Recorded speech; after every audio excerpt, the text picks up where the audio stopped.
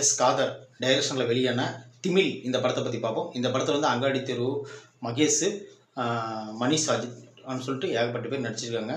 இந்த படத்தினோட ஸ்டோரி பார்க்குறதுக்கு முன்னாடி நம்ம சேனலை சப்ஸ்கிரைப் பண்ணி வச்சுக்கோங்க. அப்போ தான் நான் போடுற வீடியோ உங்களுக்கு வந்து கிடைக்கும். இந்த படத்தினோட ஸ்டோரி என்னென்னு பார்த்தீங்கன்னா, ஒரு +2 முடிச்சுட்டு அந்த பரீட்சையில் பாஸ் ஆக முடியாத, வீட்டுக்கு அடங்காத, 3 வருஷமாக தொடர்ந்து அந்த எக்ஸாம் மட்டுமே அட்டெம்ப்ட் அடிச்சிட்டு இருக்கிற ஒரு மாணவன். அவன் என்ன பண்ணுறான்னு பார்த்தீங்கன்னா, சில சந்தர்ப்ப சூழ்நிலையால், கெட்ட நண்பர்களோட சகவாசத்தினால என்ன பண்ணுறான்னா, கஞ்சா கடத்துறதுக்கு போயிடுறான்.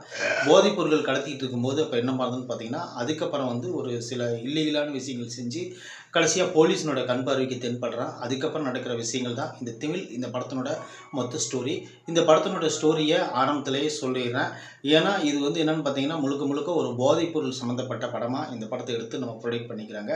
இந்த படத்தில் வந்து ஹீரோயினியாக வரக்கூடிய மணிஷ் அஜித் வந்து அவரை உருகி லவ் பண்ணுற மாதிரி ஒரு சீன் அமைச்சிருக்காங்க. என்னென்னு பார்த்தீங்கன்னா, அவர் வந்து எல்லா கெட்ட பழக்கமும் இருக்குது. வீட்டுக்கு அடங்க மாட்டார், போதைப் பொருள் உபயோகிப்பார், அதை கடத்துவார், குடிப்பார், பொம்பளை சகவாசம் எல்லாமே இருக்குது. இத்தனை தகுதி இருந்தால் போதாதா ஒரு பையனை லவ் பண்ணுறதுக்கு ஒரு பொண்ணு? உடனே அந்த ஹீரோயின் வந்து ஒரு லவ் பண்ணுறாங்க. அவங்களுக்கு 2-3 டூயட் இருக்குது. அதுக்கப்புறம் பார்த்தீங்கன்னா, இந்த கதை வந்து ஒரு போலீஸ் ஸ்டேஷனில் தான் கண்டிப்பாக போய் முடியும். இது வந்து போலீஸ் ஸ்டேஷன் வந்து முடிஞ்சு அந்த விசாரணை எடுத்து அவர் ரொம்ப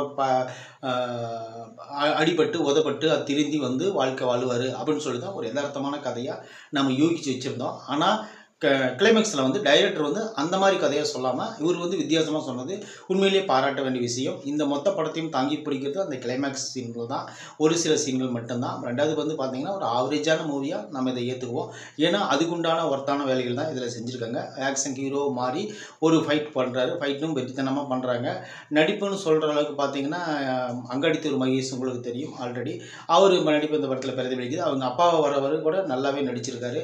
அப்புறம் ரெண்டாவது வந்து அந்த பொண்ணோட தாத்தாவை வர கேரக்டர், அந்த கேரக்டர் அருமையாக பண்ணியிருக்காங்க. ஏன்னா அவருக்கு வந்து 2-3 சீன் வந்தாலும் அவருக்கு உண்டான தேவையான நடிப்பு கொடுத்துருக்காங்க. இந்த படத்தில் வர எல்லா நடிகர்களும் அவங்களுக்கு தேவை என்னவோ அது செஞ்சுருக்காங்க.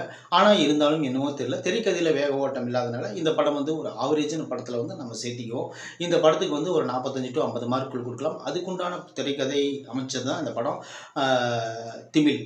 நம்ம சேனலை சப்ஸ்கிரைப் பண்ணி வச்சுக்கிட்டிங்கன்னா நான் போடுற வீடியோ உங்களுக்கு வந்து கிடைக்கும். தேங்க்யூ.